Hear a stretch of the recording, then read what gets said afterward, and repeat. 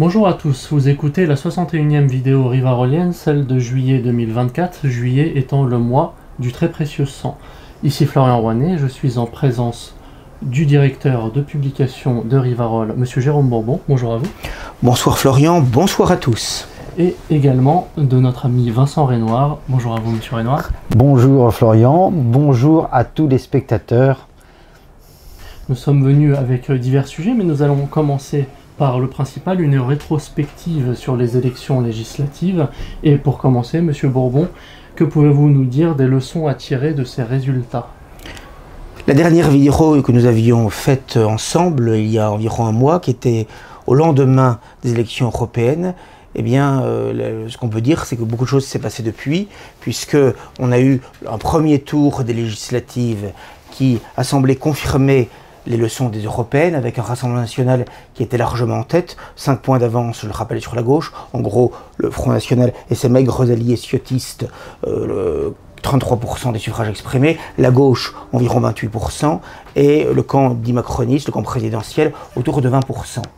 Et je précise que les 27 sondages consécutifs qui ont été faits, 27 sur 27, c'est quand même à souligner, qui ont été faits entre le moment où Macron dissout l'Assemblée et l'avant-veille du second tour des législatives, les 27 sondages mettaient le Rassemblement national en tête au premier tour, mais également au deuxième tour. Les uns lui accordant une majorité absolue, ça n'était pas la majorité, mais il y en avait, et les autres lui accordant une majorité relative.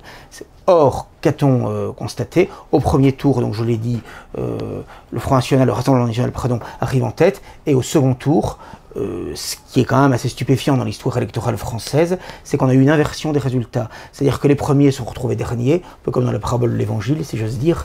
Les macronistes ont été deuxièmes, la gauche première. Voilà, et les LR, et les Verts droite en 4e position. C'est-à-dire que le mouvement politique, le Rassemblement national avec ses alliés, qui était considéré comme celui devant Alain Matignon, rappelez-vous le Rassemblement national pendant les deux tours, Bardella disait « je suis sûr qu'on aura la majorité absolue », Marine Le Pen disait la même chose, ce qui d'ailleurs se dit en passant est totalement sot. Il faut dire finalement, c'est aux électeurs de décider, on ne sait pas ce qui va se passer, les sondages c'est une chose, l'élection c'en est une autre. J'ai toujours trouvé aberrant de dire on va gagner, parce que de toute façon, après, si on perd, on a l'air malin, et de plus, on ne sait pas ce que les électeurs vont faire, par définition. Donc c'est assez débile, et ça accroît la déception et la désillusion, après évidemment, quand le résultat n'y est pas. Ça a toujours été une tendance assez fâcheuse des dirigeants du Front national. Je me rappelle que lors des législatives de 88, Le Pen avait dit qu'il avait fait un pari de 100 000 € contre son concurrent socialiste, comme quoi il gagnerait à Marseille, dans les Bouches-du-Rhône, et il a perdu assez nettement au deuxième tour. Je ne sais pas si finalement il a donné 100 000 €. Hein. Je n'ai jamais su ce qui s'est passé, mais c'est pas très intelligent. Vous voyez, donc je pense que d'une manière générale, il vaut mieux éviter ce genre me semble-t-il, de remarques, de réflexions. Bon. Enfin bref, donc il s'est passé ce que nous connaissons depuis 40 ans, que le Front national a émergé sur la scène politique aux européennes de 84, au second tour de toutes les élections générales, qu'elles soient départementales, naguère cantonales, régionales et même municipales, législatives ou présidentielles. C'est l'échec compte tenu du Front républicain, du cordon sanitaire, qu'il soit d'ailleurs ou non organisé par les partis politiques, ce qui était le cas aujourd'hui, puisqu'il y a eu 221 retraits désistements entre les deux tours, la quasi-totalité d'entre eux pour faire barrage au Rassemblement national et à ses alliés ciotistes. Mais ce qui est très important, c'est qu'elle se fait au niveau des partis politiques, au niveau des états-majors, dans les circonscriptions, mais elle se fait aussi et surtout dans le cerveau, dans le cœur, dans les tripes des électeurs. Car comme je le disais dans l'éditorial qui a suivi le second tour des législatives, si les Français, si les électeurs en âge de voter et votant réellement dans leur majorité avaient souhaité que le Front national arriva au pouvoir, que Bardella décrocha Matignon, il leur aurait suffi de voter majoritairement dans le secret de l'isoloir. Il pouvait d'ailleurs parfaitement garder secret ce vote, dans le secret de l'isoloir pour le Rassemblement national et ses alliés. Ce qu'ils n'ont pas fait, enfin, en tout cas pas en nombre suffisant, pour décrocher une majorité relative et a fortiori une majorité absolue. Je rappelle quand même que les sondages les moins flatteurs accordaient au moins 200 députés au Rassemblement national, et souvent davantage. Et ils ont réussi à en avoir 143. Et pour être plus précis d'ailleurs, 126 pour le Rassemblement national lui-même et 17 pour les ciotistes. Et comme ils devaient penser qu'ils en avaient trop, ils ont même exclu un député, Daniel Grenon, qui a été élu dans la première circonscription de Lyon, simplement parce qu'il avait tenu des propos contre la binationalité, dont je rappelle que qu'elle était la suppression de la binationalité au programme du Rassemblement national et du Front national depuis des décennies. Ils n'y ont renoncé comme à tant d'autres choses que tout récemment. Bon, donc voilà, parce qu'en plus il y a eu des purges, des gens qui vont être dans les commissions de discipline, etc. Bon. Donc ce qu'il faut bien avoir conscience, c'est que d'une part, une élection à 2 tours, Monsieur de la Palice n'aura pas dit autre chose, ça n'est pas une élection à 1 tour, et que le 2e tour peut corriger et parfois inverser le résultat du 1er tour. C'est rare dans l'histoire électorale française, c'est déjà arrivé. Hein, l'exemple le plus typique sont les législatives de 78, où la gauche socialiste, communiste, écologiste était arrivée en tête au 1er tour des législatives de mars 78, et au 2e tour, c'était la majorité présidentielle autour de Valéry Giscard d'Estaing et de Raymond Barre qui l'avait emporté d'un cheveu, ce qui a fait dire à François Mitterrand, la gauche a encore perdu une bataille d'un cheveu, la prochaine fois sera la bonne. Ça a été le cas puisque Mitterrand avait gagné la présidentielle de 81. Mais là, c'est ce que nous disent les dirigeants du Rassemblement national. On nous dit, ce n'est que partie remise, la prochaine sera la bonne. Le seul problème, c'est que ça fait 40 ans qu'on nous dit ça. Et que à chaque élection présidentielle, on dit la suivante sera la bonne. Moi, j'entends ce discours depuis la présidentielle de 1988. Hein. Donc ça va faire 40 ans. Et même pour les régionales en PACA, on nous disait à chaque fois, quand Le Pen était candidat en PACA en 92, puis en 98, en 2004, il n'avait pas pu pour un problème de domiciliation fiscale, en 2010, en 2015, en 2021, chaque fois c'était l'échec. Hein. Je rappelle, parce que c'est quand même important à noter, qu'en 2015, Marine Le Pen dans les Hauts-de-France et Marion Maréchal en PACA, 3 semaines après les attentats sanglants du Bataclan, au 1er tour, avaient obtenu plus de 40% du suffrage exprimé. Et malgré cela, elles ont été battues l'une et l'autre nettement au 2e tour, la première par Xavier Bertrand, la seconde par Christian Estrosi, parce que la gauche avait préféré renoncer à avoir des élus au conseil régional pendant 6 ans, et s'était désisté pour les adversaires, les concurrents du Rassemblement national, et ça avait été efficace dans les urnes. Parce qu'encore une fois, c'est pas parce qu'on se désiste que les électeurs sont obligés de suivre. Or, ils ont suivi massivement. Et d'ailleurs, les enquêtes qui ont été faites encore cette fois-ci ont montré que les électeurs de gauche s'étaient massivement reportés sur les candidats macronistes au 2e tour, quand ils avaient le choix entre candidat macroniste et un candidat RN, et pareillement, les candidats macronistes se sont massivement reportés sur les candidats de gauche quand il était opposé aux candidats du Rassemblement national. Donc le Front républicain a fonctionné massivement. Même d'ailleurs quand il s'agissait d'un LR qui en bénéficiait, c'est-à-dire que la gauche était prête à voter pour Wauquiez, pour des gens jugés droitiers. Hein. Donc c'est dire à quel point ce que d'aucuns appellent le Front républicain, ce que d'autres appellent le cordon sanitaire, fonctionne avec une efficacité absolument redoutable. Elle fonctionne dans les urnes, elle fonctionne au niveau des états-majors, et elle fonctionne également au bureau de l'Assemblée, puisque il y avait 22 postes à pourvoir à l'Assemblée nationale. Le Rassemblement national, qui en avait eu plusieurs la dernière fois, n'en a eu aucun cette fois-ci. Aucune vice-présidence sur 6, aucune questure sur 3, et aucun poste de secrétaire sur les 13 postes qui étaient en jeu. Aucun. Parce qu'il y a eu aussi le cordon sanitaire qui a fonctionné à l'Assemblée nationale, comme il avait fonctionné dans les urnes. Et donc on voit par là l'échec total de l'entreprise de dédiabolisation, de normalisation de Marine Le Pen. Au 2e tour, c'est toujours l'échec, et l'échec dans les grandes largeurs. Et je dirais même c'est l'échec et le déshonneur, puisque en plus il y a l'abandon des positions historiques de la droite nationale sur tous les sujets, hein, sur la question européenne, sur la question migratoire, sur la question fiscale, sur la question de la défense de la famille traditionnelle et de la vie, sur le refus des législations liberticides comme la loi Guesso, la loi Pleven, etc.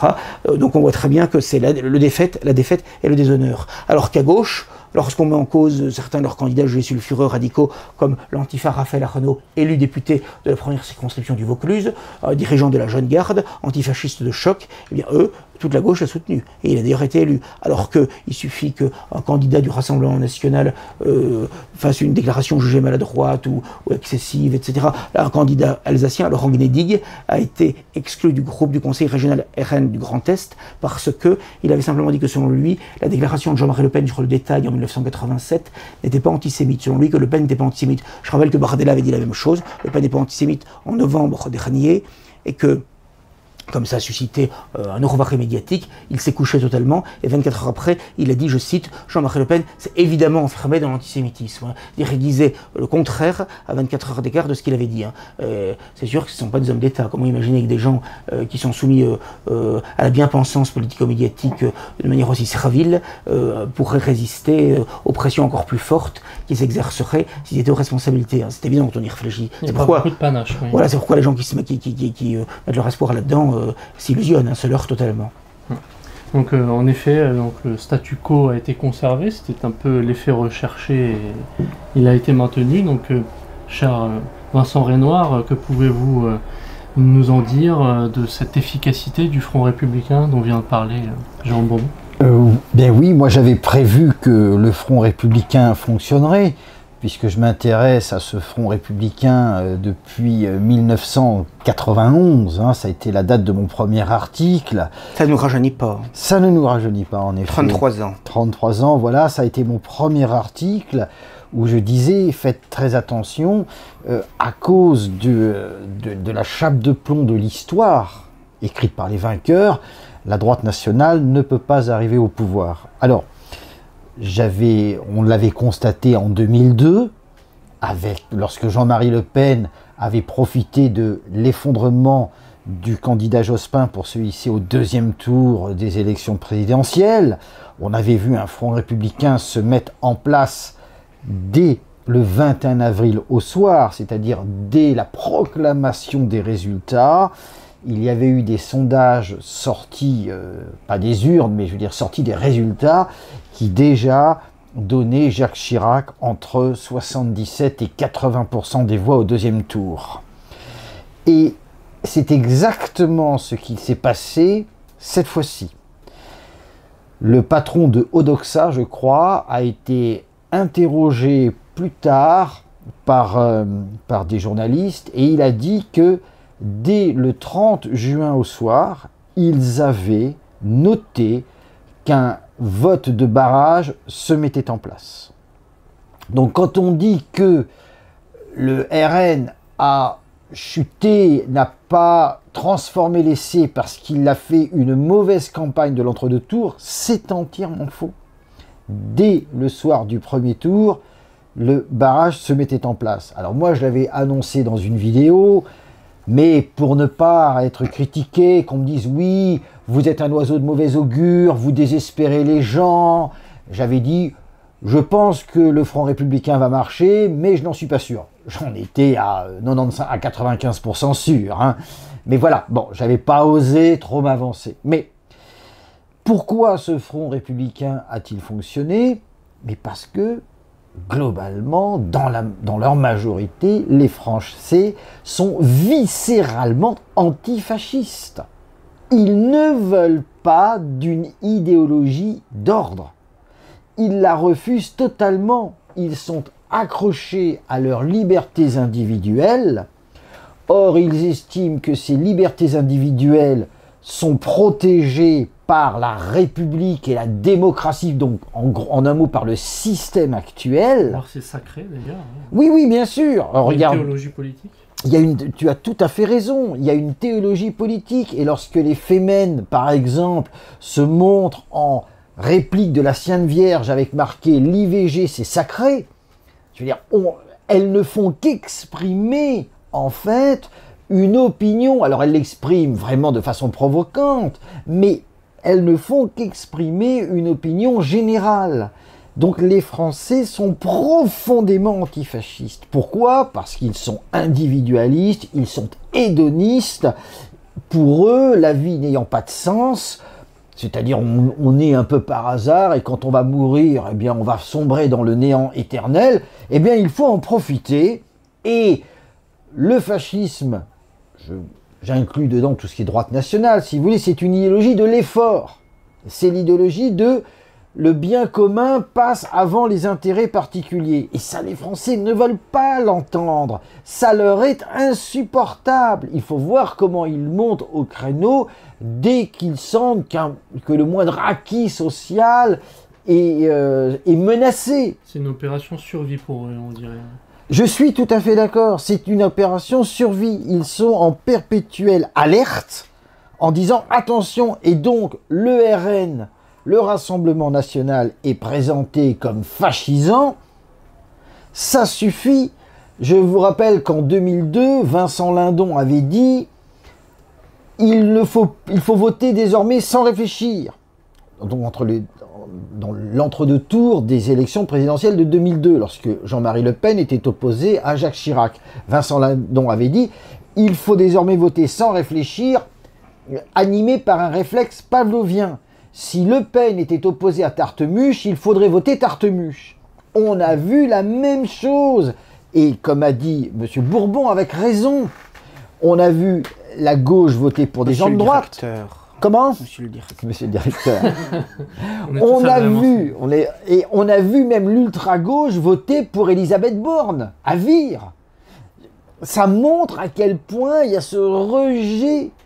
Et donc, ça continuera. Et c'est vrai, encore une fois, monsieur le directeur l'a dit, il a dit, depuis 1988, on entend, oui, mais bon, là, c'est bon, on y est presque.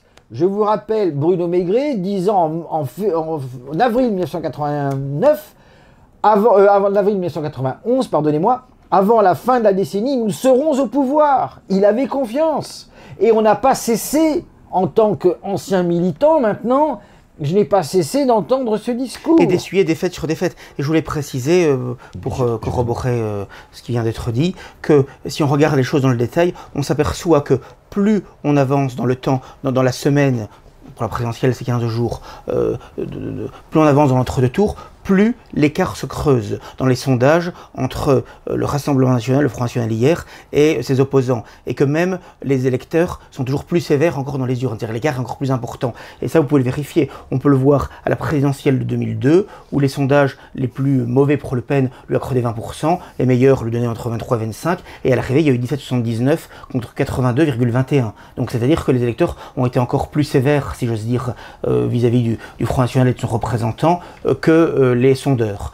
Et ça a été vrai également, et c'est important de souligner ça, pour les présidentielles opposant Marine Le Pen et Emmanuel Macron en 2017 et en 2022. Vous pouvez reprendre, on les retrouve. Il suffit de mettre la liste des sondages, élections présidentielles que de 2017, 2022, vous pouvez vérifier ce que je dis très aisément, et vous verrez que tous les sondages, même les plus sévères pour Marine Le Pen, étaient en deçà de la réalité telle qu'on l'a vu au second tour dans les urnes, puisqu'elle a fait de mémoire 34 face à et Macron 66 en 2017, et 5 ans après 5 ans de pouvoir absolu, quasi absolu de Macron, Macron fait encore près de 60%, entre 58 et 59, et elle fait autour de 41 des poussières au deuxième tour. C'est dire que et les sondages étaient beaucoup plus serrés les deux fois. Donc ça, c'est quand même intéressant à noter. Et c'était vrai encore lors de ces législatives. Ça avait été vrai, je me rappelle, en PACA en 2021, lorsque le FN, Thierry Mariani, est arrivé avec 5 points d'avance au premier tour sur le LR Renaud Muselier. Et au deuxième tour, il a été battu nettement avec 57,30% des suffrages exprimés.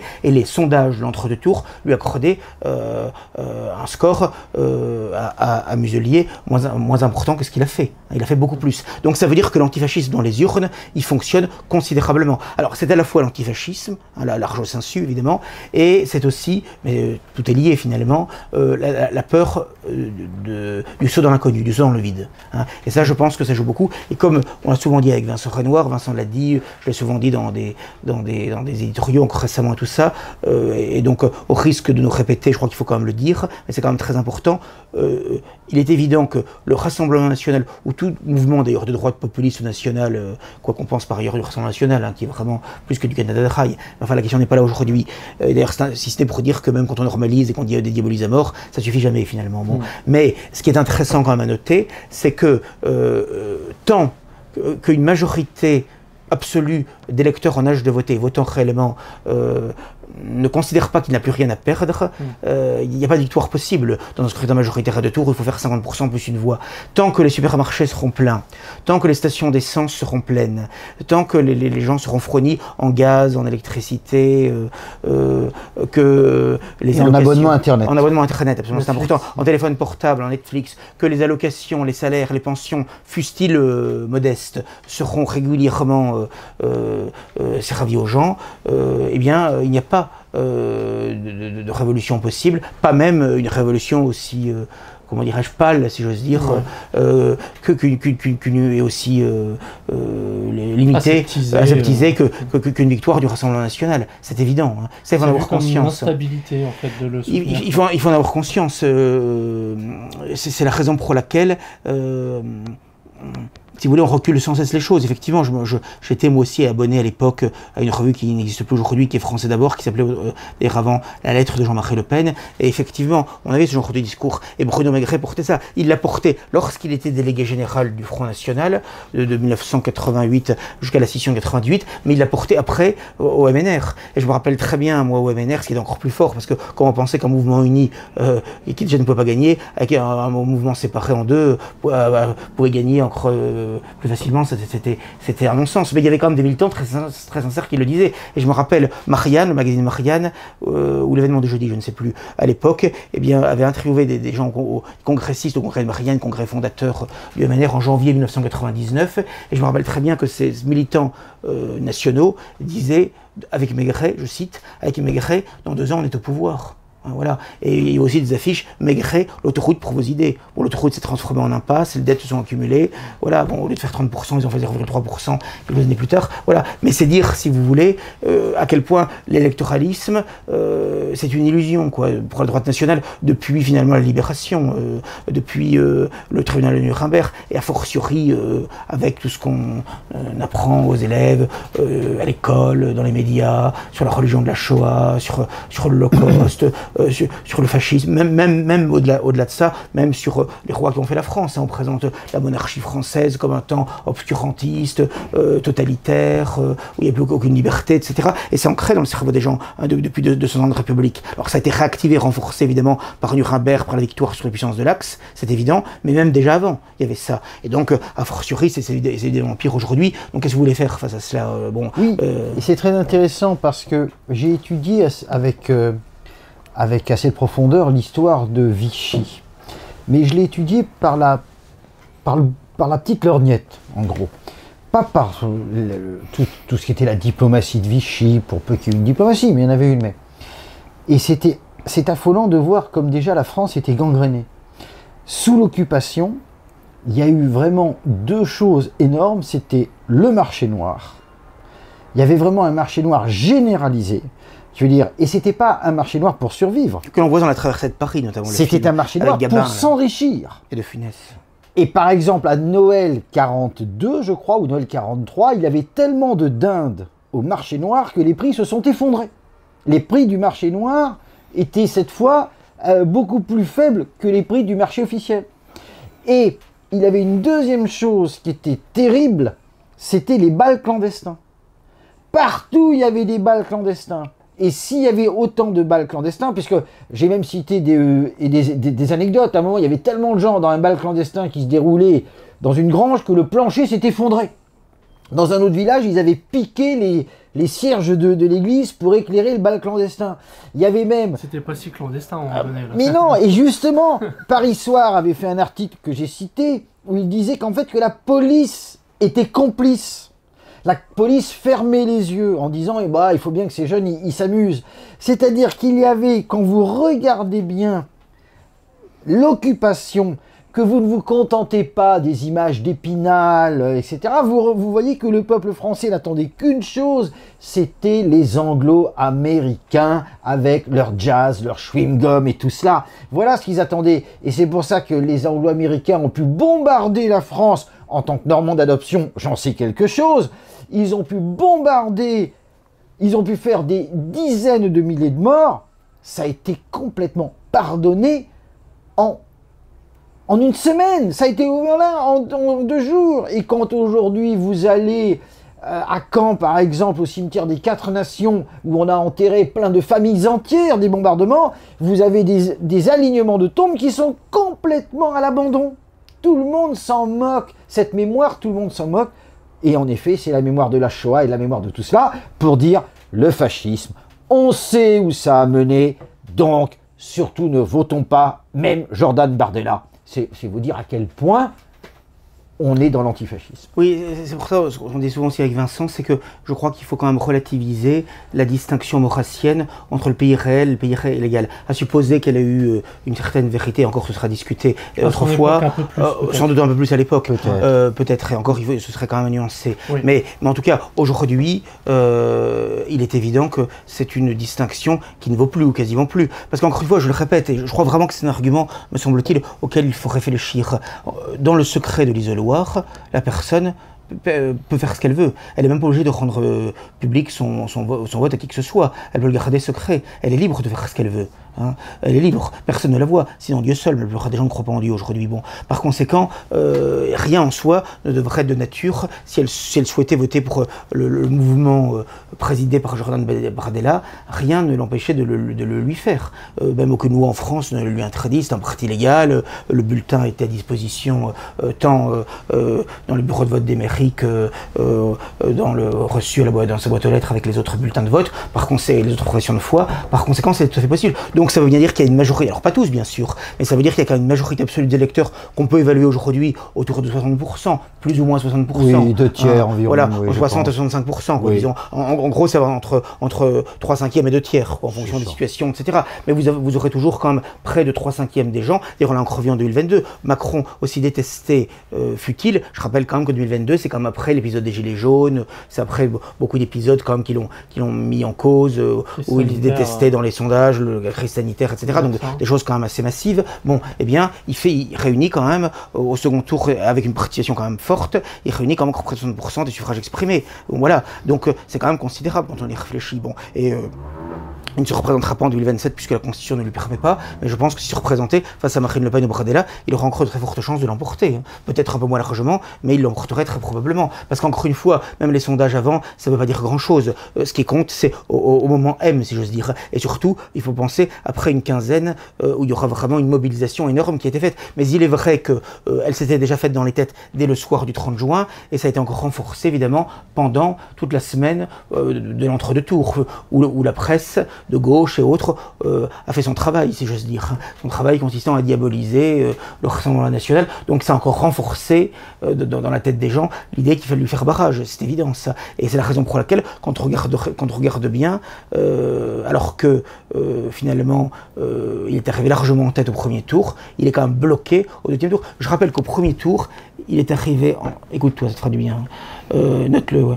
297 circonscriptions, il est arrivé en tête. 297, c'est-à-dire qu'en réalité, dans la majorité absolue de circonscriptions, il est arrivé en tête. Donc, logiquement, il aurait dû avoir la majorité absolue, en tout cas s'en rapprocher au deuxième tour. Hein. C'est-à-dire que 297 candidats en tête au premier tour, et il y a 143 élus à l'arrivée. Donc, vous vous rendez compte, il y a une déperdition de plus de la moitié. Hein, ce qui est quand même considérable. Et parfois, c'était des circonscriptions où il faisait plus de 40% au premier tour. Je pense notamment à la circonscription dans la Somme face à François Ruffin, qui était quand même assez nettement à l'arrière, où la candidate du RN est arrivée avec plus de 40% des voix au premier tour. Elle a été battue. Il y a un assez grand nombre de candidats qui avaient fait des scores autour de 40%, voire davantage encore, qui ont été battus au deuxième tour, en duel. C'est-à-dire qu'en réalité, ils n'ont pas progressé entre les deux tours. Gérald Darmanin expliquait que, pour s'en féliciter bien sûr, que dans sa circonscription, où il a été élu au deuxième tour en duel face à une représentante du Rassemblement national, il avait regardé que il avait vu que dans les bureaux de vote de beaucoup de communes, cette candidate du Rassemblement national a fait moins de suffrages exprimés au second tour qu'au premier. C'est-à-dire qu'entre les deux tours, alors que pourtant il y avait moins de candidats, donc en théorie on gagne quand même des voix, puisque au lieu d'avoir 6, 8, 10 candidats, il n'y en a plus que 2. Eh bien, elle avait régressé. C'est quand même très frappant, c'est quand même très révélateur. Donc ça veut dire qu'il y a même des gens qui avaient voté pour le Rassemblement national au premier tour, soit qui se sont abstenus, soit qui ont fait un autre choix au second tour. Donc ça aussi, ça interroge. Moi, je me rappelle très bien, j'ai connu, j'ai eu l'occasion de le dire, en 2002, des gens qui avaient voté pour Le Pen au premier tour et que au deuxième tour ont changé leur vote. Parce qu'ils ont pris peur entre les deux tours, ou tout simplement parce qu'il y a des gens qui peuvent exprimer une colère, un mécontentement, un désarroi au premier tour, mais qui n'ont aucune envie de donner les clés du camion au Rassemblement national. Hein. C'est vrai aussi, ça. C'est pas forcément toujours non plus un vote d'adhésion. Hein. Donc il faut aussi tenir compte de ça. Toutes ces dimensions existent. Alors, il est évident qu'on est face à un blocage, face à une impasse sur le plan politique. Et je pense que, évidemment, les dirigeants du Rassemblement national ne vous le diront jamais. Pourquoi ? Parce qu'ils en vivent. Ils ont quand même 143 députés, ils ont une trentaine de députés européens, ils ont des centaines de conseillers régionaux, ils vont avoir par an plus de 15 millions d'euros de subventions publiques. Donc pour eux, c'est la belle vie. Hein. C'est champagne, petit four à volonté, les voyages payés par la princesse. Enfin, je veux dire, bon, il n'y a aucun souci, ça. Donc pour eux, ils en vivent très bien, finalement, de tout ça. Et en plus, on a appris que finalement tout ça c'est quand même du théâtre, parce que d'un côté, si vous voulez, on les diabolise parce qu'on ne va pas leur redonner leur part de gâteau, mais en réalité, en coulisses, on se voit quand même, puisque l'ancien Premier ministre Édouard Philippe a dîné, ça a été confirmé par l'un comme par l'autre, avec Marine Le Pen chez le macroniste Thierry Solaire dans le 9e arrondissement.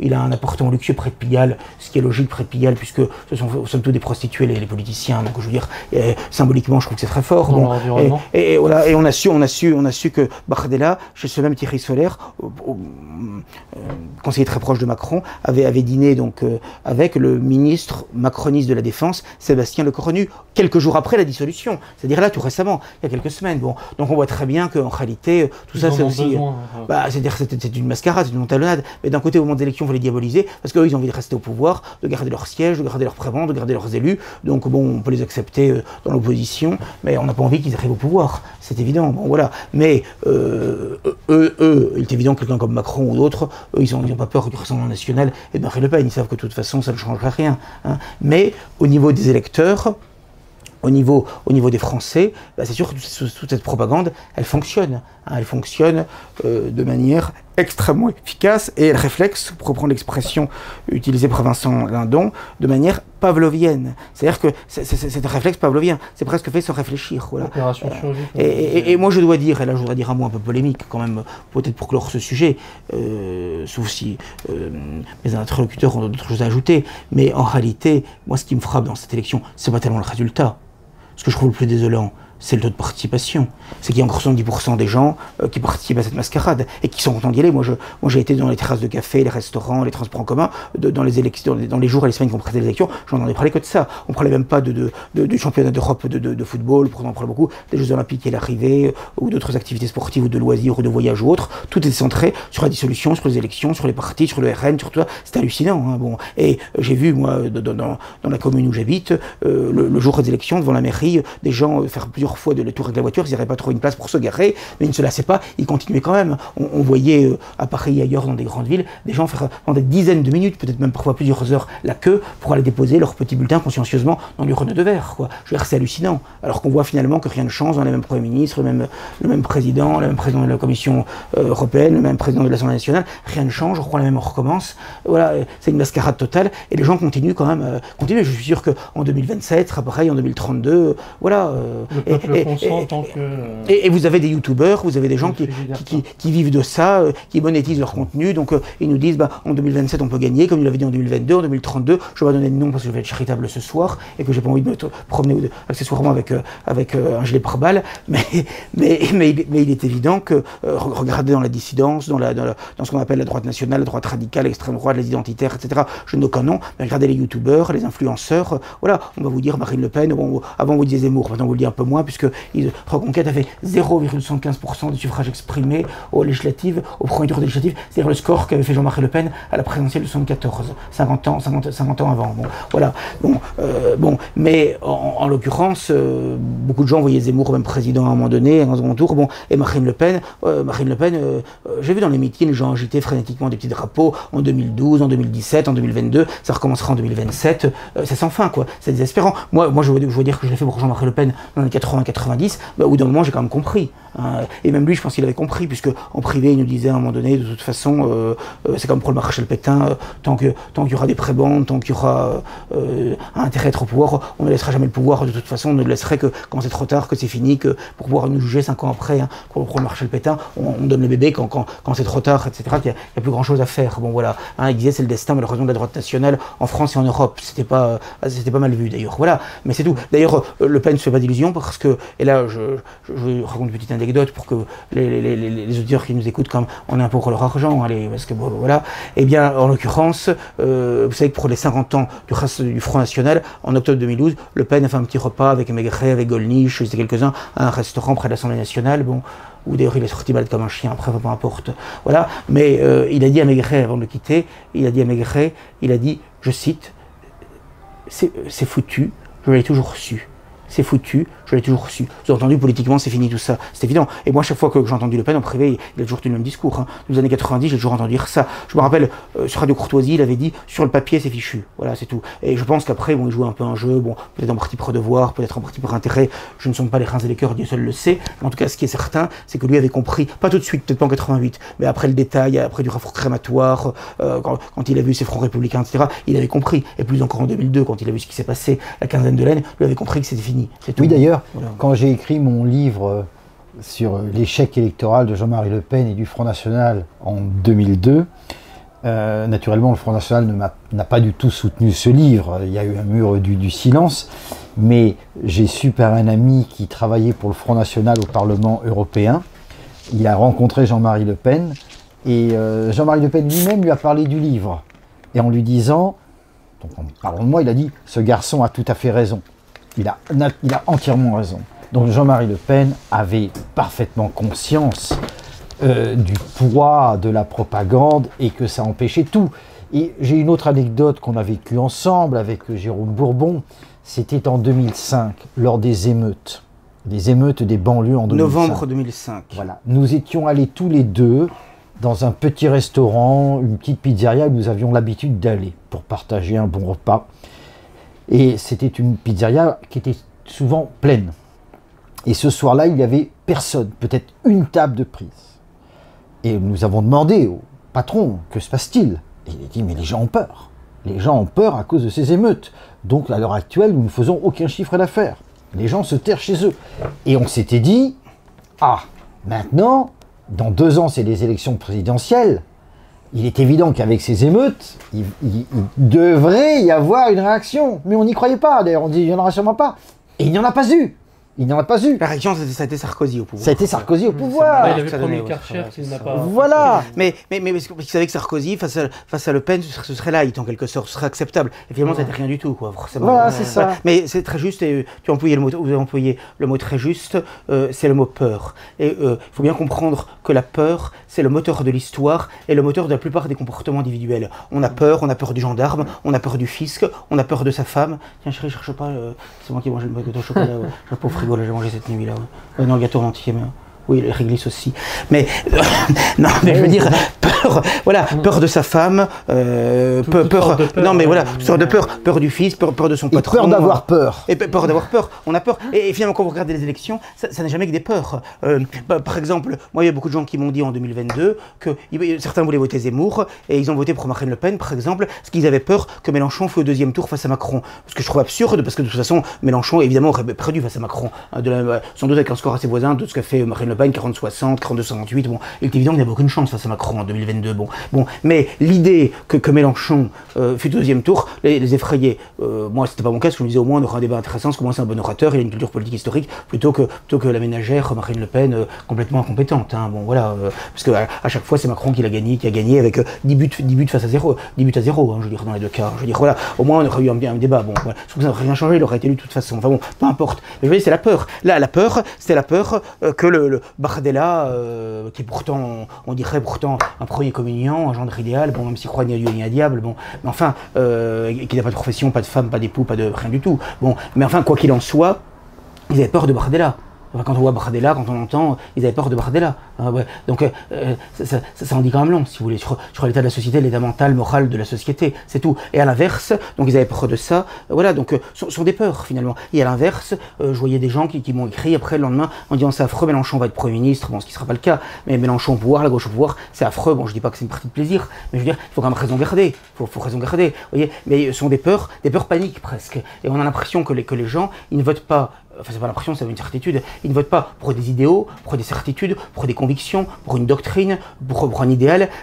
Finalement, c'est pour éviter de ce qui leur semble être le pire, quoi. Et à force de vouloir éviter le pire, on l'a quand même de toute façon. Et tout va de mal en pis, si j'ose dire. Donc on voit très bien que ce système électoral, il est vicié, il est diabolique. Le pape Pie IX avait tout dit au XIXe siècle en disant suffrage universel, mensonge universel, mais on voit très bien que, voilà, plus on vote, plus il y a d'élections, plus ça va toujours mal. Mais les gens continuent quand même à voter, hein, un peu comme un drogué ou l'alcoolique avec sa bouteille. Voilà, je veux dire, on peut pas s'en empêcher, c'est quand même dramatique. Moi, je vous assure que ça fait 15 ans que je vote pas, et je vous assure, je me sens libéré. Hein, je veux dire, vraiment, mentalement, parce qu'avant, j'attendais anxieux sur les élections avec angoisse, c'est l'ascenseur émotionnel. Là, maintenant, je suis bien. On a l'impression d'être coquille, en plus. Voilà, exactement. Les gens ils le disent. Moi, toute ma vie, j'ai entendu des gens, y compris des gens très âgés, qui avaient voté toute leur vie, à toutes les élections, à tous les tours de scrutin, et à chaque fois, ils avaient un sentiment de nausée, ils me disaient, ça sent la pisse. Non, mais je veux dire, en permanence, il y a l'impression d'être trahi, d'être cocu, d'être déçu, etc. Mais comme le drogué avec sa cam, comme l'alcoolique avec sa bouteille, ils ne peuvent pas s'en empêcher. Surtout qu'en France, c'est pas obligatoire le vote. Contrairement à quelques pays dans le monde, ça n'est pas obligatoire. On ne risque même pas une contravention, on ne risque rien de ne pas aller voter.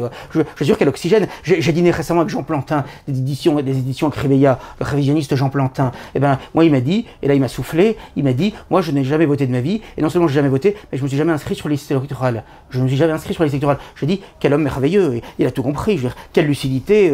Voilà, moi, des gens comme ça, je me dis, c'est formidable. Ils ont compris que c'était une imposture totale. Moi, d'ailleurs, je l'ai déjà fait dans Rivarol, et maintenant, je crois que je vais mettre la gomme. Hein, tant pis, ça plaît pas à tout le monde. Hein. Je veux dire, mais ça, je vais être vraiment un militant du non-vote à toutes les élections, à tous les tours de scrutin, de manière définitive, absolue, partout, toujours. Parce que, en réalité, on se salit les mains quand même. Hein. On se salit les mains, on se salit l'âme. Parce que voter pour des gens qui votent pour la constitution du droit à l'avortement, c'est-à-dire tuer des êtres humains qui ont un bras, une jambe, un cœur, qui ne demandent qu'à aimer, être aimé, etc. C'est qu'à tous, hein, de tous les partis, ils ont voté pour ça, etc. Hein, voter pour le LGBTisme, voter pour l'effacement de la France dans l'Union européenne, voter pour le grand remplacement, voter pour tout cela, remplacement de la population, mais le remplacement aussi des âmes, des cerveaux, des intelligences, des cœurs. Bon, ça n'est quand même pas rien. Je veux dire, c'est quand même effrayant. On n'est pas obligé, je veux dire, Et puis rappelez-vous, dans les années 90, à une époque où l'abstention montait, il y avait un spot publicitaire, le slogan était celui-ci: votez pour qui vous voulez, mais votez. Je me souviens de ça, oui. Et moi, on est assez vieux pour s'en souvenir. Oui, on est assez vieux pour s'en souvenir, et moi je m'étais dit, voilà, en fait, c'est l'abstention qui craignent. Bah, c'est évident. Si elle est massive. Voilà, bien sûr, si elle est parce qu'ils n'ont plus que l'Égypte, ils ne peuvent plus dire le peuple a décidé. Voilà. Alors que là, tous, vous remarquerez tous, ça va frapper tous dès le soir, la première chose qu'ils ont dite, de Marine Le Pen à Mélenchon, et après Macron et Attal, tous ont dit, c'est merveilleux, le peuple a voté massivement. Voilà. Ils sont contents, ça les légitime complètement. Ça légitime le système, quel que soit le vote que vous fassiez, même un vote blanc est nul, puisqu'en plus ils n'en tiennent pas compte. Je veux dire, ça les légitime. Mais oui, c'est la raison pour laquelle il ne faut pas voter. Jamais, même pas des municipales. On me dit même des municipales, on connaît les maires, on s'en fiche du maire. De toute façon, en général, il y a des listes uniques, il est réélu. Je veux dire, c'est pas la question. Par principe, on ne vote pas, on ne vote jamais. Voilà. Même un référendum, on ne vote pas. Moi, c'est vraiment depuis 15 ans, je me suis tenu jusqu'à ma mort. Ça, je peux assurer quoi qu'il advienne, je ne voterai pas. Je préférerais crever que de voter. Hein, je vous le dis franchement. C'est à cause de l'offre aussi, l'offre politique. Il n'y a pas Benito Mussolini. Oui, mais de toute façon, même Benito Mussolini aujourd'hui, de toute façon, les conditions sont plus réunies pour qu'il arrive au pouvoir. C'est quelque chose. Voilà. C'est comme me disait un vieux prêtre catholique, il me disait, on aura un Saint-Pédis à la tête de l'Église aujourd'hui, ça changerait rien parce qu'il faudrait une conversion d'au moins la moitié de l'humanité. Sinon, il ne pourrait rien faire, ça n'a pas de sens. C'est comme si une Jeanne d'Arc arrivait. Voilà, tout le monde, il y a des gens qui disent, il faudrait que Jeanne d'Arc arrive. Mais si Jeanne d'Arc arrivait, elle se ferait brûler immédiatement, là. Je veux dire, regardez, même Vincent Redouard, on l'emprisonne. Vous voyez, on l'exile. Donc, vous voyez, donc Jeanne d'Arc, c'est même pas imaginable. Oui, voilà, exactement. Non, mais c'est vrai, parce que je suis pas Jeanne d'Arc et je prétends pas l'être. Mais Jeanne d'Arc, elle serait brûlée immédiatement. Il y aurait 100 000 Monseigneur Cochon qui arriveraient. C'est certain. Je veux dire, et qui se bousculeraient au portillon. Même des cochons halal. Hein. Je veux dire, c'est abominable. Ou cachère. Mais ce qui est fou, j'ajoute juste cela, c'est que pour moi, l'irruption de Zemmour, quoi qu'on pense de Zemmour, pour moi, c'était comme un message de la Providence. Parce qu'on disait toujours, oui, mais l'extrême droite, c'est des anciens nazis, c'est des anciens fascistes, etc., c'est des antisémites. Et à un moment, la Providence a proposé aux Français deux choses. Elle a proposé une droite nationale qui avait mis beaucoup d'eau dans son vin, par Madame Le Pen, et une droite nationale qui était représentée par un juif, Monsieur Zemmour. Donc, elle a dit aux Français, voilà, depuis des années, on vous dit, la droite nationale, ce sont des extrémistes qui sont prêts à tout. Là, la Providence offre une droite nationale complètement aseptisée, et de l'autre côté, une droite nationale représentée par un juif. Donc, vous aviez le choix. Soit vous vouliez celle aseptisée, soit vous vouliez celle qui avait au moins un discours, après je ne sais pas si derrière ce qu'il y avait, mais au moins un discours plus dur, mais avec un juif à la tête. Donc vous ne pouviez pas dire c'est des antisémites. Non. Eh ben, Ça n'a pas marché non plus. Donc voilà. Puis là, il était un petit peu antisémite sur Vichy. Enfin, puis là, plus juif il n'y avait pas, puisque lui était juif, sa femme était juive, et même sa maîtresse était juive. Mais voilà. Donc là, c'était 3 fois juif. Donc c'était pas 3 fois, c'est pas 3 fois saint, 3 fois juif. C'était le tiercé gagnant. Voilà, c'est ça. Donc, et ça n'a pas marché non plus. Alors bon, qu'est-ce que vous voulez? Les gens ne veulent pas de la droite nationale. Ils ont ça en horreur. Eh ben, continuez. Même cachérisé, vous voyez, ça suffit. Ah mais pas, oui, quoi. ça suffit. Non, ça. Et c'était très intéressant. Moi, l'irruption de Zemmour, j'ai bien regardé ça en me disant, normalement, ça devrait marcher, mais ça n'a pas marché quand même. Et pourtant, c'était du Canada Dry par rapport à Jean-Marie Le Pen à sa grande époque, hein, je veux dire, à tout point de vue, hein, bon, y compris sur le plan des propositions, comme orateur, etc. C'était quand même très en deçà. Rappelez-vous, National Hebdo, en première page, on voyait tout un groupe de Maghrébins, il marquait en travers « Les envahisseurs ». Vous imaginez ça aujourd'hui? Et moi je me rappelle d'une affiche du Front National au début des années 90 avec un avion. Quand nous arriverons, ils partiront. Voilà. Ils partiront. C'est inimaginable. Et en plus le Lille, on ne sait pas qui c'était. C'était qui? Les immigrés, les juifs, les francs-maçons, on ne sait pas. Les gauchistes, on ne sait pas. On peut tout imaginer. Hein. Les gens pouvaient considérer que c'était un paquet global. Quoi. Je ne sais pas. Mais en tous les cas, c'était une affiche. C'est inimaginable aujourd'hui. On voit à quel point. Et réécouter la chanson de Michel Sardou. Moi, monsieur, j'ai fait la colo, Dakar, Conakry, Bamako, et puis on pense encore à toi, au Boana. Mais vous imaginez ça aujourd'hui, mais ce serait impossible. Il y a eu l'abbé Beauvais avec Yabon Banania, il n'y a pas Montaubière. Ah bah ouais, ça lui a coûté Saint-Nicolas. Oui, ça lui a coûté Saint-Nicolas. Oui. Comme quoi. C'est complètement fou. Il y a une régression, et malgré cette régression des libertés de tout cela, les gens continuent à voter. On l'avait vu avec le masque, hein, et puis avec l'injection. Moi déjà, j'ai dit, bon ok, c'est fini. Mais c'est vrai que moi j'avais vu effectivement des gens, ça a vraiment fait de la peine d'ailleurs, c'est queues énormes dans ces centres pour se faire vacciner.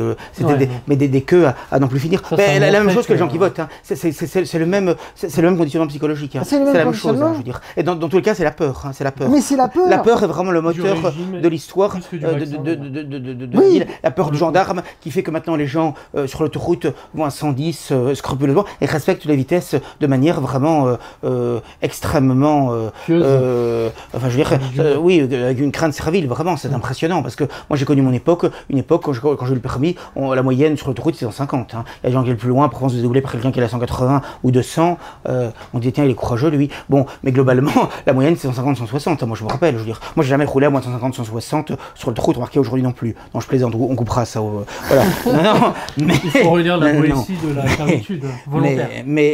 C'est dans le thème. Mais ça aussi, si vous voulez, même l'histoire des radars, c'est pas si secondaire que ça, parce que finalement, c'est une façon aussi d'enrégimenter les gens, de les amener vraiment à obéir de manière servile, de manière stupide. Parce que quand vous avez des voies sur l'autoroute, des 3-4 voies ensoleillées, tout se passe bien, etc., il n'y a pas de voiture devant ou très peu, c'est aberrant de limiter à 110, 90.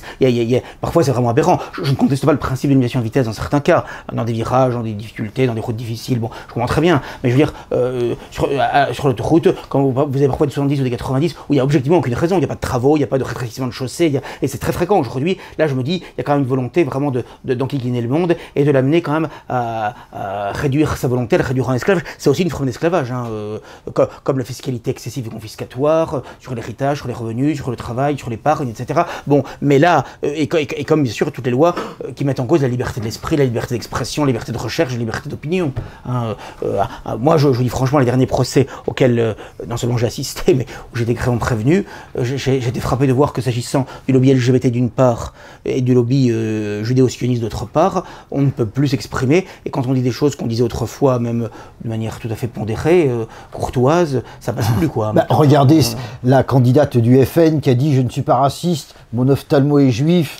Et mon dentiste est musulman. Fallait pas le signaler. Je veux dire, qu'est-ce qu'elle avait dit? Bah au contraire, oui, je sais qu'il est juif, ça me gêne pas, je sais qu'il est musulman, ça me gêne pas. Ça a été considéré comme quelque chose d'horrible. Voilà, ça a été même dans la presse enfantine. Sur le dentiste, madame. Voilà, c'est ça. Elle a osé catégoriser, en plus une blanche, une femme blanche qui ose catégoriser avec la religion, voire l'ethnie. faut être gauchiste pour avoir un peu le droit. Ouais. Je veux dire, Et là, oui. on a dit c'est abominable, le Rassemblement national n'a pas changé, etc. Alors objectivement, Fait des si on regarde les choses objectivement, il n'y a rien. Tout ça, c'est que de l'écume, c'est rien finalement, hein, c'est rien. Mais ça suffit Ça à créer légitime un climat, aussi, ça fait crée croire une qu'il y a forme rien. d'hystérie finalement et qui fonctionne. Mais oui, parce que les fonctionne. gens, ils la veulent, ça, en fait. Ils veulent cette hystérie pour pouvoir justifier qu'ils ne votent pas pour des partis qui veulent apporter, eux, des solutions. Il est là, le truc, en fait. Ils ne veulent pas voter pour des partis d'ordre, alors qu'ils voudraient de l'ordre. Et donc, pour justifier ce refus, ils sont prêts à tout gober. Et qu'est-ce qui se passe? Alors, il diabolise à mort. Et d'ailleurs, quelle a été la réponse de 2002, de l'échec de Jean-Marie Le Pen considérable face à Jacques Chirac, et donc face au système? Quelle a été leur réponse? Ça a été Marine Le Pen et sa stratégie dite de dédiabolisation. Et depuis 2002, on diabolise à mort, donc c'est les purges des cadres, les purges des militants, jusqu'à son propre père, fondateur et dirigeant du mouvement, les purges, l'abandon de pans entiers du programme, l'abandon de l'abrogation de la loi Pleven, de la loi Guesso, l'abandon de l'inversion des flux migratoires, l'abandon de la sortie de l'Union européenne et de l'euro, la constitutionnalisation de l'avortement. Voilà, sur l'avortement, la politique familiale. passe. Surtout, il n'y a pas un seul sujet où ils ne sont pas reniés. Et même pendant la campagne, de jour en jour, ça continue. Il suffit qu'ils soient un peu attaqués, tout de suite, il y avait la suppression de la double nationalité. C'était terminé. Je savais que ça continuerait, je savais qu'ils s'adressaient là-dessus, parce que de toute façon, je me suis dit, comme il y a beaucoup de franco-israéliens, et de toute façon, il s'agit, comme ils passent sous les fourches codines du lobby juif depuis 20 ans en permanence, de toute façon, c'est évident que ça n'allait pas rater, hein, c'est exactement ce qui s'est passé. Voilà. Et alors, ça leur a permis d'avoir le soutien de Serge Schlersfeld, à un moment donné de Robert Badinter, aujourd'hui décédé. Voilà, ils ont un ou deux soutiens comme ça. Mais voilà. Oui, mais à l'arrivée, ça change rien finalement, ça change rien. Et en plus, ça les amène, pour essayer de se dédiaboliser, à approuver le génocide actuel à Gaza, à soutenir Netanyahou, etc. Ouais, voilà où ils en sont, quoi. Je veux dire, ils en sont là, quoi. Voilà. Donc c'est-à-dire qu'ils en arrivent finalement sur tous les plans à se coucher complètement, quoi. Même la gauche radicale fait plus de vagues d'ailleurs. Invertébré. Oui, tout à fait. Là-dessus, sur ce point-là, ils sont plus courageux. Ils ont de mauvaises idées, mais ils y croient, quoi. Ils y vont. Oui, puis chez eux, il y a quand même un certain nombre de gens qui sont quand même de vrais militants. Quoi qu'on en pense. Il y a quand même de vrais militants. Il y a de vrais militants. Il y a quand même quelques convictions. Alors que au Rassemblement national, je ne dis pas la base, il peut y en avoir ici ou là, mais au niveau des dirigeants, c'est une catastrophe. Il y en avait un peu du temps de Philippot et de Génération Identitaire, mais ça valait ce que ça valait, quoi. Philippot, ça avait aussi ses limites. Hein. Oui, c'est ce que je disais. Là, il a tenté quelque chose. Après. Oui, enfin bon, il a été en pointe dans l'exclusion de Le Pen, hein, quand même. Avec ceux qui ont quand même exclu Le Pen en 2015. Oui, il représentait le néo. Il faut jamais l'oublier. Le néo. Non, la seule chose où il est resté ferme, puisque ça lui tient à cœur, c'est sur le souverainisme, qui a certes son importance, mais ça n'est quand même pas le tout du combat. C'est un volet important, mais qui n'est pas le seul, hein, ni le premier. Donc, messieurs, oui, vous avez souligné le fait que le peuple consent finalement à tout ce qui lui arrive. Dans sa majorité, en tout cas. Dans sa majorité. Pas dans sa totalité, évidemment. Bien sûr que non. Oui, bien sûr, c'est évident. Et aussi que le statu quo est resté en place. On a d'ailleurs le même président, le même Premier ministre, un bon lot de ministres aussi qui n'ont pas du tout bougé. Donc voilà. C'est vrai au niveau national, mais c'est vrai également au niveau européen, puisque on a vu que Ursula von der Leyen a été réélue présidente de la Commission européenne, comme si de rien n'avait changé, alors qu'on nous a dit il y a une progression des droites populistes, des droites radicales, des droites eurosceptiques, des droites souverainistes dans toute l'Union européenne. Et en réalité, c'est la même présidente, c'est les mêmes groupes au Parlement européen pour l'essentiel, c'est toujours la même majorité. Ils n'auront aucun problème à gouverner toutes les dépêches l'ont dit dans les 5 ans qui viennent au Parlement européen, rien ne changera. Et en France, je dirais que c'est presque encore plus spectaculaire, puisque non seulement le président de la République reste, bon, mais c'est vrai que lui, son mandat n'était pas en jeu, mais le Premier ministre reste, qui est quand même énorme, ils ont quand même perdu les élections, que je sache. Alors on dit qu'ils sont démissionnaires, enfin ils restent, l'ensemble des ministres, sans aucune exception, restent, et ce que je trouve encore plus énorme, c'est que la présidente de l'Assemblée nationale, la juive Yael Braun-Pivet, a été réélue. Elle était réélue. Je ne sais pas, mais en tous les cas, elle est fanatiquement pro-israélienne, pro-Netanyahou, et elle a été réélue. Il faut le savoir, voilà. Et donc, la majorité a changé. Les macronistes sont arrivés deuxième, et même troisième au premier tour et deuxième au second tour. Et finalement, elle est réélue présidente de l'Assemblée nationale. C'est inouï quand on y réfléchit. C'est-à-dire que, vous voyez, pourquoi les gens votent-ils ?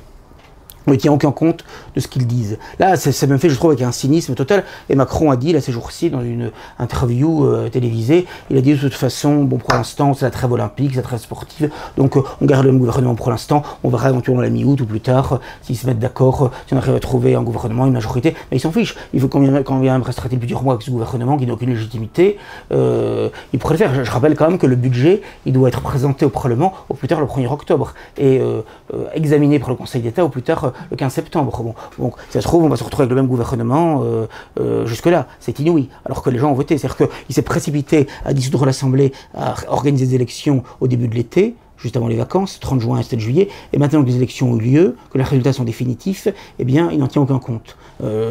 C'est quand même frappant. Enfin, est-ce la première fois alors ce sera intéressant. C'est vrai qu'il y avait eu le précédent assez spectaculaire du référendum sur la Constitution européenne en 2005, où les Français ont voté non à hauteur de 55% des suffrages exprimés, et où Sarkozy, par voie parlementaire, a fait voter le traité de Lisbonne, qui est un copier-coller de cette Constitution européenne 2 ans plus tard. Donc effectivement, 2 ans et demi plus tard. Donc effectivement, ça n'est pas une première, mais je dirais qu'il va encore plus loin dans le cynisme.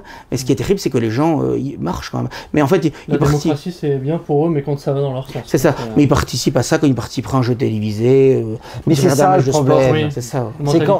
C'est qu'en fait, c'est ça. C'est que quand on voit tous ces gens, on soutient, mais c'est pour se divertir. Parce qu'on est dans la société du divertissement.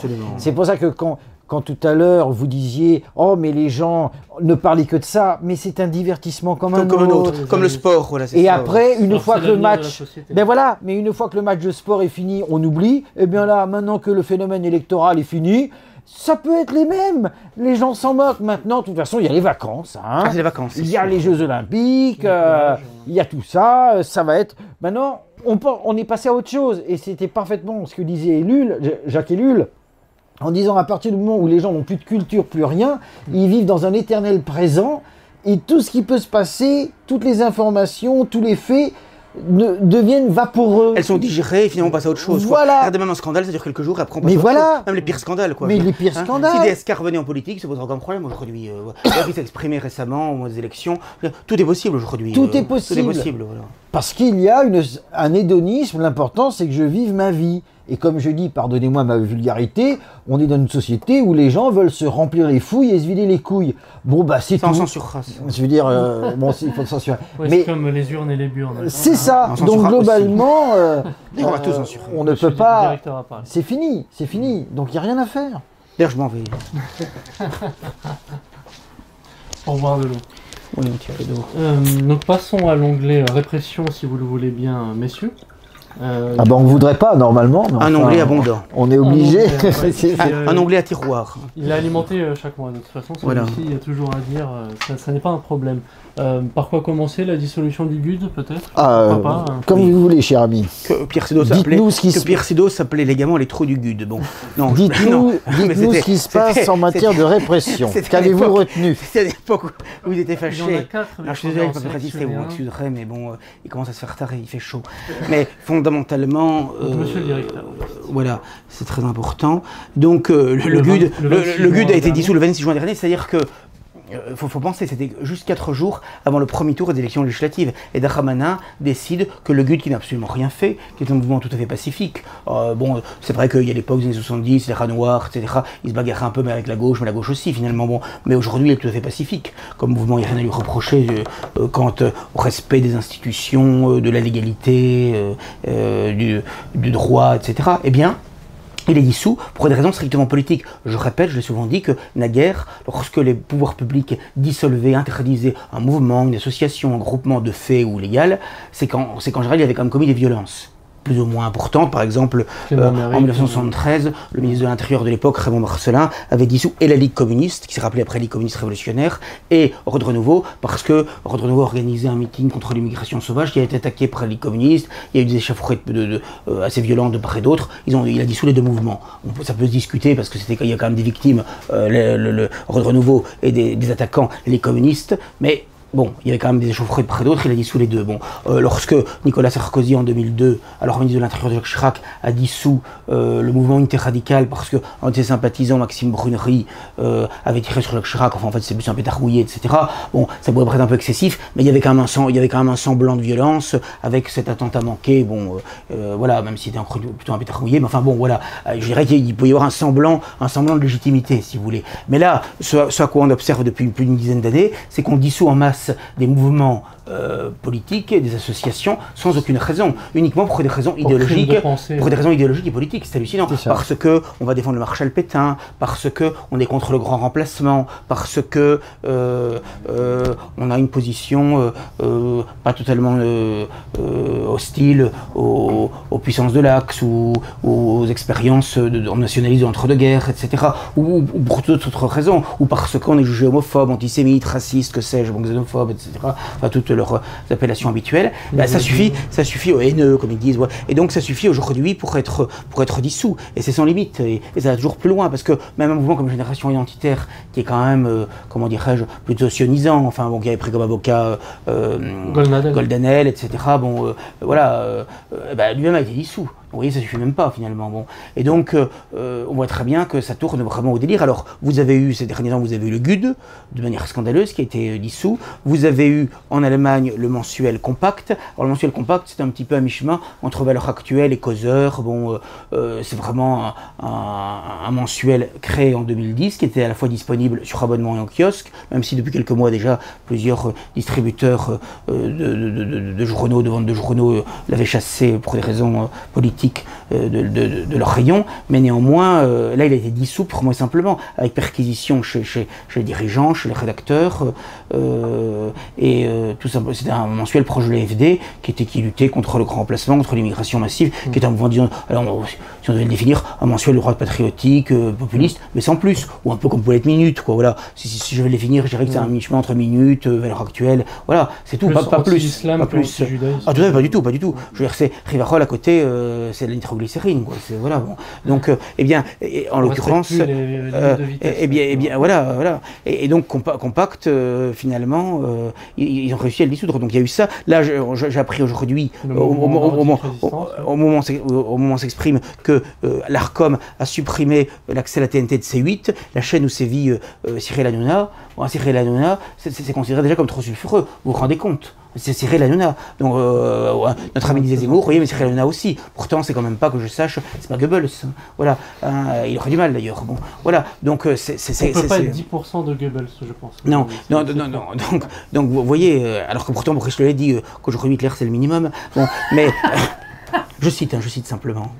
Mais chacun appréciera. Mais voilà, mais vous voyez, donc c'est quand même assez impressionnant de voir. Et effectivement, vous disiez il y a un instant, à juste titre, que le mouvement nordique en Suède, le mouvement de résistance nordique, pardon, pour être tout à fait exact, en Suède, mais qui est aussi des succursales, en quelque sorte, des filiales dans d'autres pays scandinaves, en Norvège, en Finlande, en Islande, eh bien, n'a pas été interdit, mais considéré comme terroriste officiellement par le département d'État américain. Oui. Et sa chaîne Odyssée, pourtant Odyssée en général c'est plus libre que YouTube, hein, en tout cas c'était comme ça que c'était présenté, eh bien Odyssée, je crois 10 minutes avant, a supprimé toutes ses productions, tous ses contenus, toute sa chaîne. Voilà. C'est ça, ils ont été prévenus 10 minutes avant. Voilà, donc si vous voulez, c'est fou quand on y réfléchit. On n'a pas le temps de retélécharger les vidéos. Je rappelle que YouTube a changé ses règles et que depuis juin 2020, il y a toute une série de chaînes qui ont été supprimées. Une des premières en France a été Dieudonné.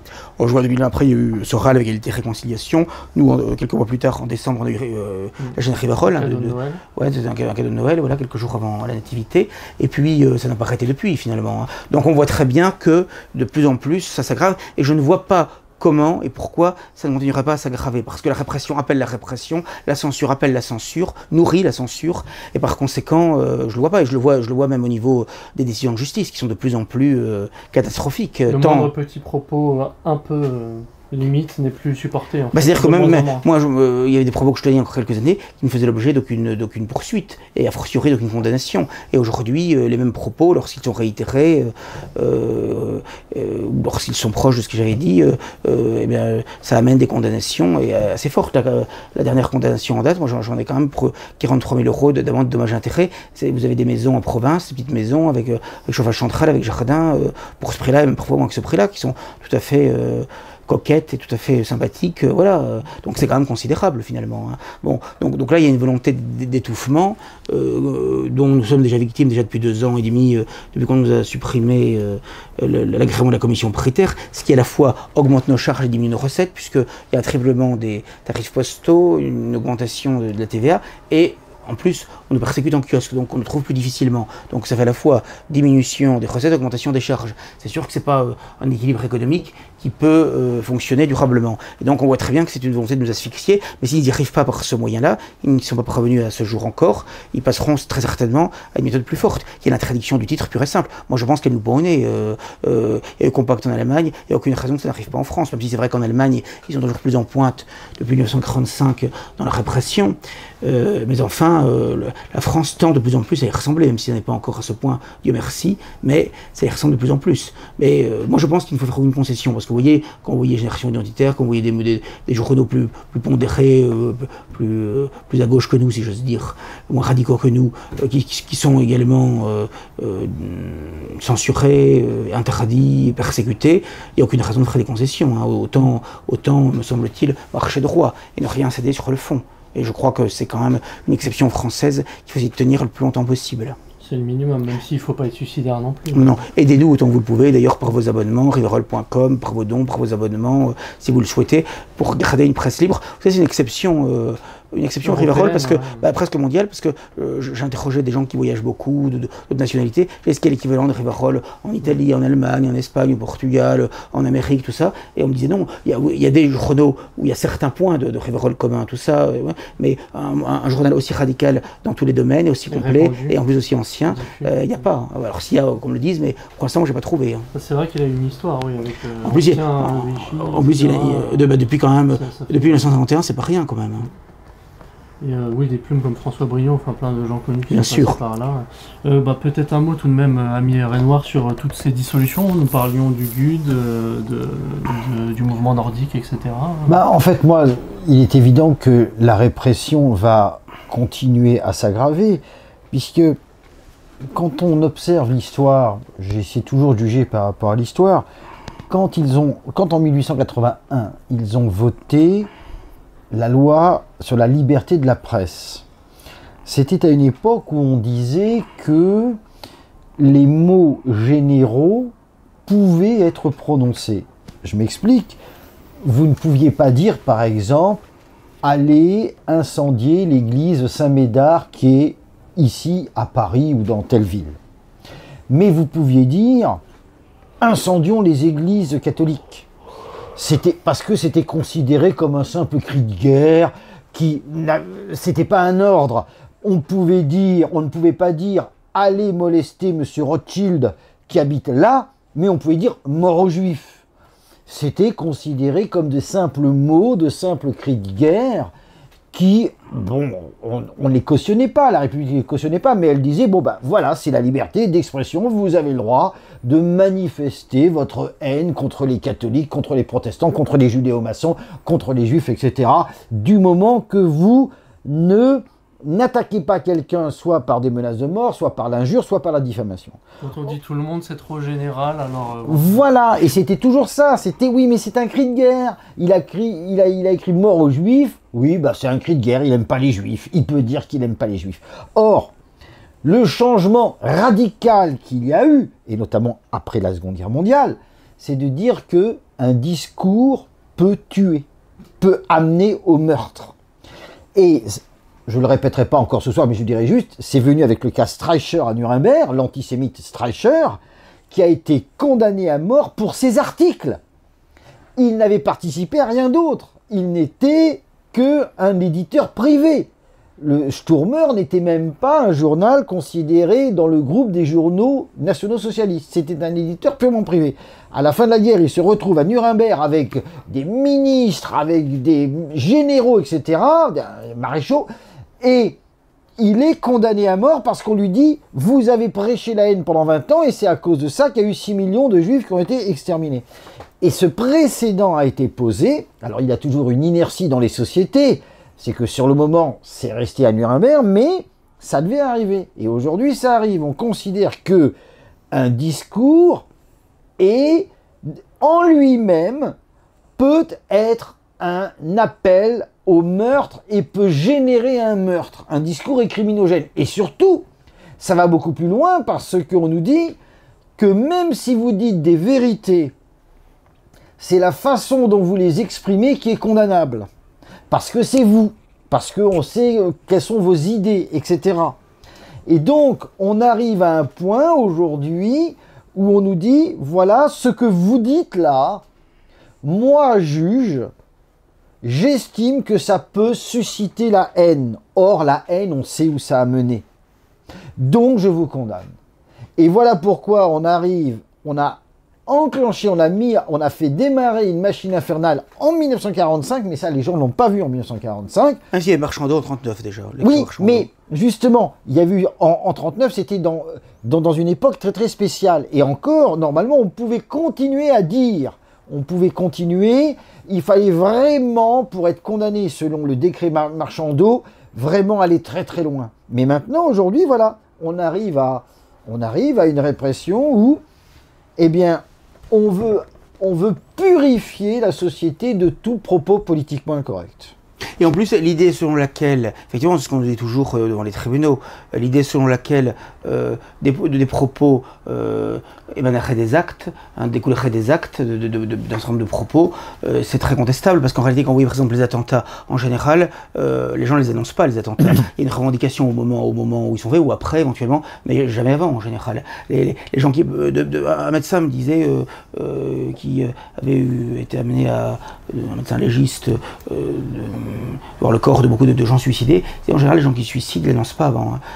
Parfois, on retrouve un mot après, tout ça, etc. Mais en général, il n'y a rien. Mais souvent, il n'y a rien. Les gens qui disent je vais me suicider, souvent, ils ne se suicident pas. Et donc, en réalité, les gens qui passent à l'acte, très souvent, c'est des gens qui ne le revendiquent pas avant, quoi, qui ne vont pas en faire des tonnes avant, en général. Donc, c'est une erreur de dire ça. Et Roger me disait, au moment de l'OS, pendant la guerre d'Algérie, il disait les gens qui sont venus au moment où il fallait agir avec des armes et tout ça, il me disait en général, c'était pas les bravaches qui venaient, c'était des gens en général qui ressemblaient à pas grand-chose à première vue, mais qui sont montrés vraiment courageux à ce moment-là, quoi, qui ont été activistes jusqu'au bout. Donc en réalité, l'idée selon, d'ailleurs il y a bien un adage qui dit grand diseur, petit faiseur, hein, ça veut dire que ça veut dire. Donc l'idée selon laquelle des mots découleraient des actes, c'est souvent faux. Je dis pas que c'est toujours faux, mais c'est quand même très souvent faux finalement.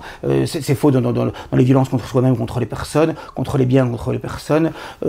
C'est très souvent faux. Et en plus, si vous voulez, on peut même considérer que ça peut être une forme de catharsis, les propos. Parce que regardez, quand vous regardez la presse tout au long du 19e siècle, dans la première moitié du 20e siècle, qu'est-ce que c'était violent souvent. C'était très bien écrit, mais qu'est-ce que c'était violent en général, de l'extrême gauche à l'extrême droite. Et pourtant, il y a beaucoup moins de crimes barbares et sauvages qu'il y en a aujourd'hui dans la société. Il y a un ensauvagement des mœurs et des mentalités bien moindres qu'aujourd'hui, incontestablement. Là, c'est l'inverse, on s'exprime par la violence parce que précisément, la violence verbale agissait comme une forme de catharsis, de purification, un exutoire, etc. Voilà. Donc l'idée selon laquelle, finalement, avec des propos parfois un petit peu bruts de décoffrage, eh bien, je veux dire, il pourrait y avoir des meurtres, des crimes, etc. C'est très contestable comme idée. Et je pense même que c'est essentiellement faux. Je pense que c'est au contraire le fait, je ne dis pas qu'il faut tout autoriser, mais je pense qu'il faut avoir une grande liberté d'esprit, une grande liberté d'expression, parce que précisément, dans le débat public, dans le domaine public, où on peut s'opposer avec des arguments parfois véhéments, etc., c'est une catharsis, c'est une purification, c'est un exutoire, et qui permet justement d'éviter le passage à l'acte, précisément,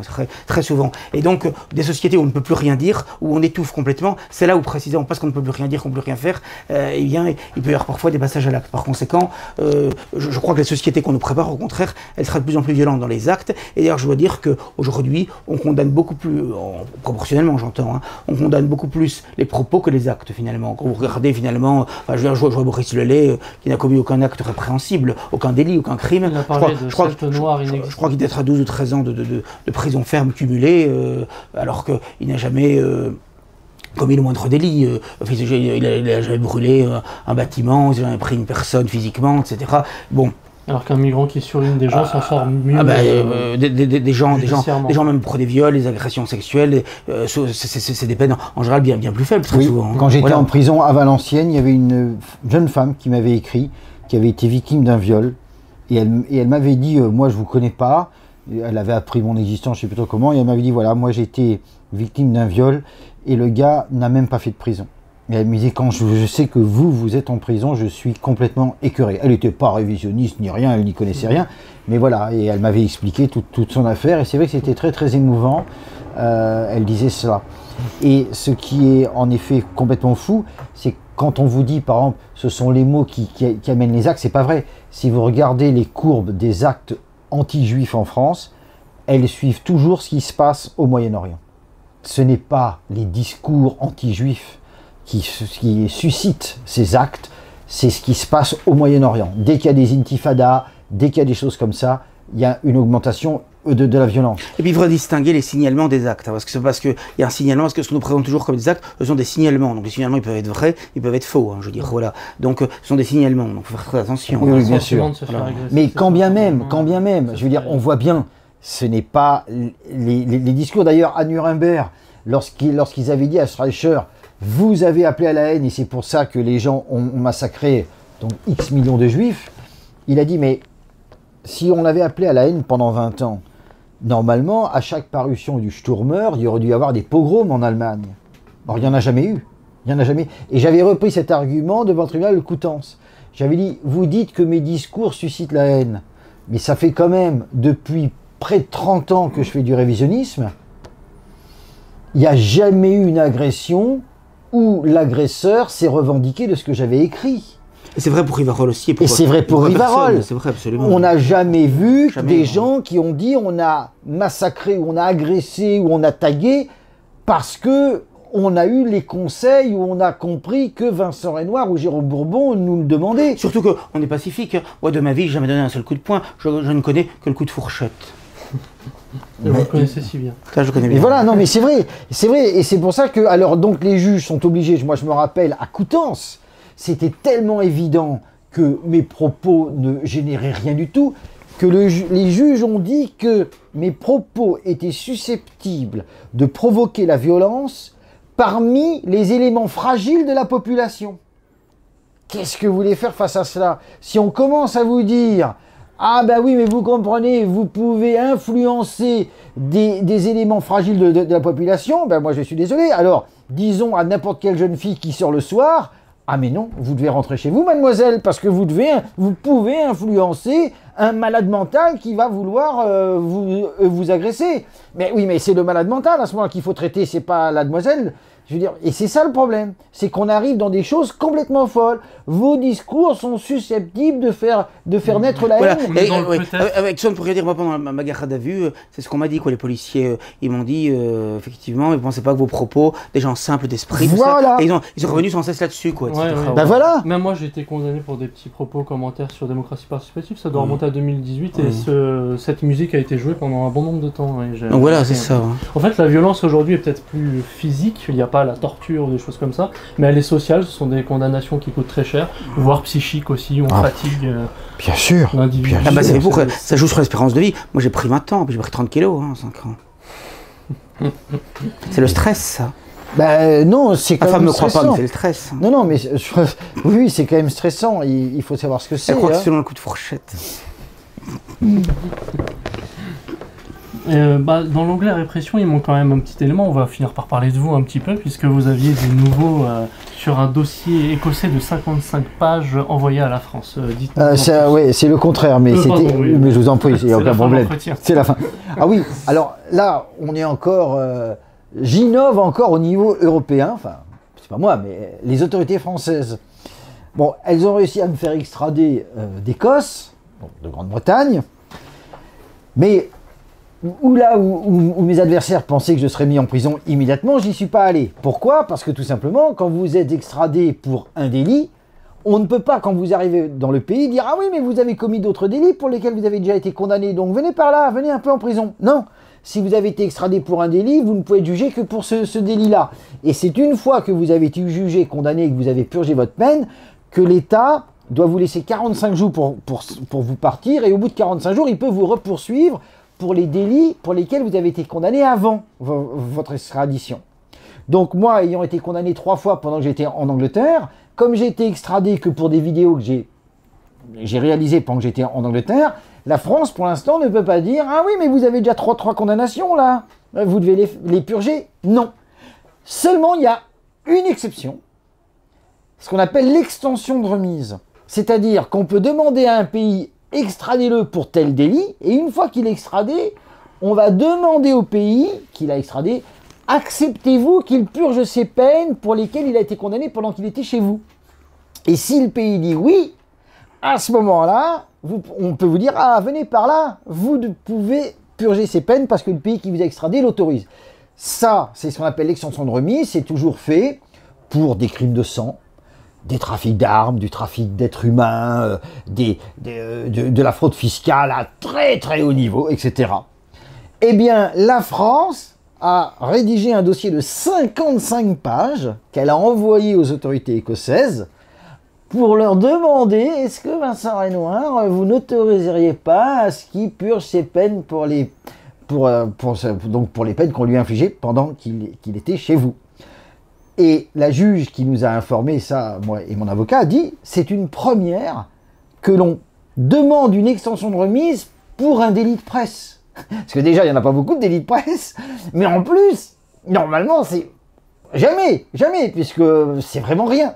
Eh bien si, la France est déshonorée, elle l'a fait, et donc à l'heure actuelle,